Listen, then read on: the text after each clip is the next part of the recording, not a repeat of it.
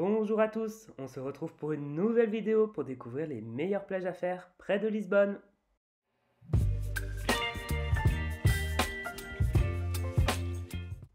Avec mon chien Paco, on s'est fait une journée spéciale. Bon, lui il était content parce qu'on s'est beaucoup promené et on en a profité pour filmer toutes les plages sur lesquelles on aime aller. On commence tout de suite avec les deux premières plages. Comme elles sont situées l'une à côté de l'autre, j'ai préféré les mettre ensemble. La première plage que vous voyez, c'est la plage de Tor. Elle est située à la fin du Tage et au début de l'océan Atlantique. C'est vraiment la dernière plage qu'il y a entre les deux. Au milieu des deux plages, vous avez un grand fort qui a été construit au XVIe siècle et qui servait à protéger l'estuaire des invasions de Lisbonne. Et quand vous passez de l'autre côté, vous arrivez directement sur la plage de Carcavelos.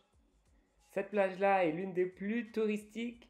Comme j'ai filmé pendant le mois de décembre, il n'y a pas grand monde sur la plage, il y avait pas mal de chiens, mais en général, la plage est vraiment remplie de monde en été. C'est aussi un endroit qui est très réputé pour le surf. Si vous voulez apprendre à en faire, c'est l'endroit parfait parce qu'il y a pas mal d'écoles et vous pouvez louer tout le matériel directement sur place. La plage est tellement grande qu'il y a plein d'activités qui sont possibles dessus et il y a même un espace qui est dédié uniquement pour les enfants. Il y a aussi beaucoup de restaurants tout le long de la plage et vous pouvez prendre un instant pour prendre un petit repas avant de retourner vous baigner. On continue avec la plage de Guincho. Celle-là, c'est ma préférée, surtout pour les couchers de soleil. Vous pouvez regarder sur ma chaîne YouTube, il y a des vidéos où j'ai filmé juste quand le soleil se couche et c'est magnifique. Pour se rendre sur cette plage, c'est possible d'utiliser une petite passerelle en bois qui passe au milieu des dunes qui sont protégées. Tout au bout du chemin, vous verrez un fort qui est en fait un hôtel. N'ayez pas peur de rentrer à l'intérieur puisque vous pouvez le visiter gratuitement. Et au bout, vous avez un espace où vous pouvez vous restaurer avec une vue imprenable. Quand vous êtes face au fort, si vous partez sur la gauche, il y a deux plages. C'est ici que je préfère venir pour voir les couchers de soleil. À chaque fois, les couleurs sont incroyables. Il faut faire aussi attention parce qu'il y a souvent beaucoup de vent, donc pensez à prendre une petite veste, surtout si vous venez pour le soir. Si vous partez de l'autre côté, il y a aussi une plage et il y a un autre hôtel en plein milieu. Dans cet hôtel, vous avez une piscine. Alors là, je l'ai filmé en plein hiver, mais c'est une piscine où je suis déjà allé et c'est de l'eau de l'océan qui est directement amenée dans la piscine. Vous pouvez passer une bonne journée là-bas. Il y a beaucoup plus de surfeurs sur cette plage et en été, il y a aussi beaucoup de monde, mais pour se baigner, cette plage est beaucoup mieux que la précédente. Si vous marchez jusqu'au bout de cette plage, vous pouvez trouver aussi un autre chemin en bois qui vous ramènera jusqu'à votre point de départ. C'est aussi un super endroit pour pouvoir faire des photos et garder de bons souvenirs. Pour se rendre à la prochaine plage, il faut prendre soit le bus directement à Cascais, soit vous pouvez y aller aussi en voiture. C'est aussi le cas pour la plage précédente. On continue avec Cabo da Roca et la plage la plus connue là-bas, Praia da Ursa.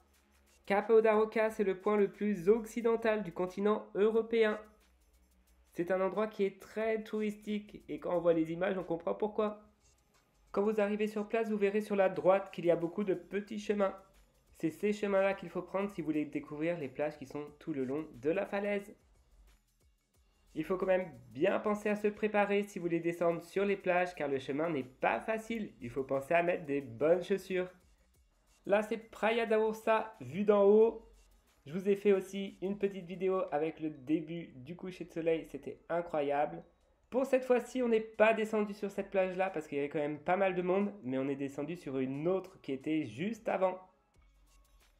On est descendu sur cette plage-là. Le chemin semblait plus simple à première vue, mais il était beaucoup plus difficile, surtout vers la fin.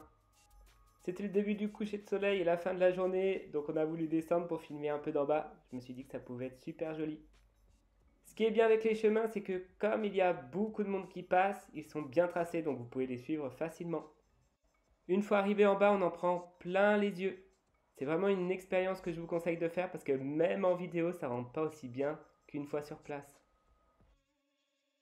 On est resté jusqu'au coucher de soleil pour en profiter pleinement et on est remonté super vite après avant que la nuit complète arrive.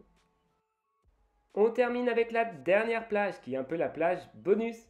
Cette plage-là est située à peu près à 1 heure de Lisbonne. Pour s'y rendre, c'est plus compliqué si vous n'avez pas de voiture.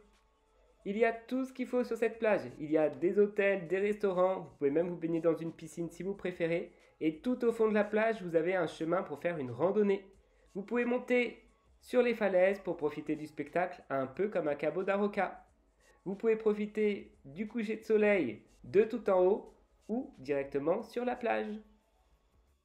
Et voilà, c'est sur ces images que cette vidéo va se terminer. Je pense qu'il y aura une partie 2 et peut-être une partie 3. Donc n'hésitez pas à me dire en commentaire ce que vous aimeriez voir dans les prochaines vidéos. Merci à ceux qui l'ont regardé jusqu'au bout. N'hésitez pas à me laisser un petit like, un petit commentaire. Vous savez, ça aide toujours pour la suite.